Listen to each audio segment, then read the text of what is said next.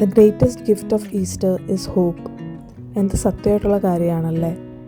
നമുക്ക് എന്ത് കഷ്ടപ്പാട് വന്നാലും നമ്മൾക്കും ഒരു നല്ല ദിവസം വരും. ആ ഒരു പ്രതീക്ഷയിലല്ലേ നമ്മളെല്ലാവരും ലൈഫ് ലീഡ് ചെയ്ത് പൊയ്ക്കൊണ്ടിരിക്കുന്നത്. ആ ഒരു പ്രതീക്ഷയില്ലെങ്കിൽ നമ്മളൊക്കെ എന്ത് ചെയ്യുമല്ലേ. ഈസ്റ്റർ കുർബാന ഞങ്ങൾക്കിവിടെ സാറ്റർഡേ 7:30 6 മണിക്കേ നമ്മൾ പോയി ക്യൂ നിന്നിട്ടാണ് കേട്ടോ പള്ളിക്കകത്ത് കയറാൻ പറ്റിയത്. പള്ളിക്കകത്ത് കയറാൻ പറ്റിയത് തന്നെ ഒരു ബ്ലെസ്സിങ് ആണ് കേട്ടോ. നല്ല തിരക്കായിരുന്നു.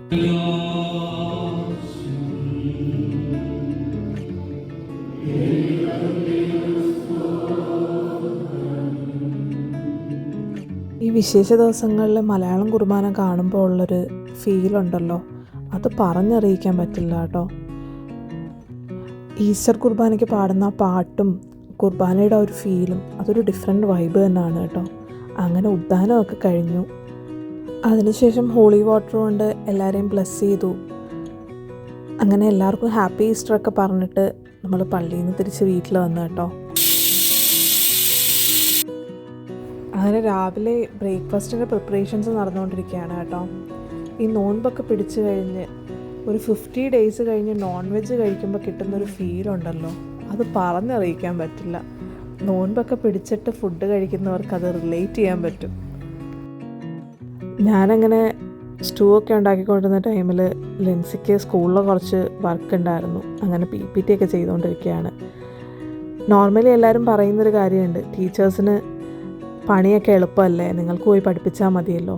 അങ്ങനെയല്ല, നമ്മൾക്ക് കിട്ടുന്ന ഈ വീക്കെൻഡ് ഓഫും ഒക്കെ നമ്മൾ നല്ലപോലെ പണിയെടുക്കുന്നുണ്ട് കേട്ടോ.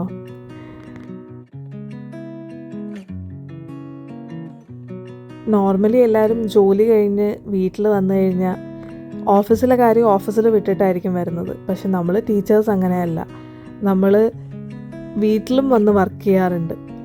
അങ്ങനെ ഞങ്ങൾ ബ്രേക്ക്ഫാസ്റ്റൊക്കെ കഴിച്ചു. അപ്പോൾ ആഫ്റ്റർനൂൺ ലഞ്ചിന് വേണ്ടിയിട്ടുള്ള പ്രിപ്പറേഷനൊക്കെ തുടങ്ങിയിട്ടുണ്ട്. ലിൻസി കൊഞ്ചൊക്കെ ക്ലീൻ ചെയ്തു. സിജു അപ്പോഴത്തേക്ക് ചിക്കനൊക്കെ മാരിനേറ്റ് ചെയ്തു, ചിക്കൻ ഫ്രൈക്ക് വേണ്ടിയിട്ടുള്ളത്. അപ്പോൾ നമ്മൾ ഉച്ചയ്ക്ക് തേങ്ങ അരച്ച കൊഞ്ചുകറിയും ചിക്കൻ ഫ്രൈയും ചോറുമാണ് പ്ലാൻ ചെയ്തത്. നിങ്ങളെങ്ങനെയാണ് നോർമലി കൊഞ്ചുകറി വെക്കാറുള്ളത്? തേങ്ങ അരച്ചാണോ വെക്കുന്നത് അതോ കൊഞ്ചു റോസ്റ്റ് പോലെയാണോ വെക്കുന്നത്? ഞങ്ങൾ രണ്ടും വെക്കാറുണ്ട്. പക്ഷേ ജോബിക്ക് കുറച്ചുകൂടി ഇഷ്ടം ഈ തേങ്ങ അരച്ച് കൊഞ്ചുകറി വെക്കുന്നതാണ് കേട്ടോ.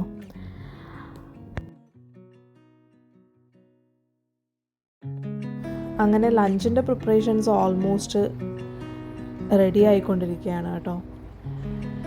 കൊഞ്ചുകറിയൊക്കെ റെഡിയായി. ചിക്കനൊക്കെ ഫ്രൈ ചെയ്തതിന് ശേഷം ഞങ്ങൾ 4 പേരും കൂടി ഇരുന്ന് ഫുഡ് കഴിച്ചു. ലാസ്റ്റ് നൈറ്റ് മന്തി ഓർഡർ ചെയ്തിട്ടുണ്ടായിരുന്നു. അപ്പം ഞാൻ മന്തി കഴിക്കാതെ കിടന്നുറങ്ങി. അതുകൊണ്ട് ഞാൻ ഉച്ചയ്ക്ക് മന്തിയാണ് കഴിച്ചത്. അപ്പോൾ എല്ലാവർക്കും ഈസ്റ്ററിൻ്റെ എല്ലാ പ്രാർത്ഥനാശംസകളും നേരുന്നു. Thanks for watching and stay tuned for the next video. Until then, bye. See you all.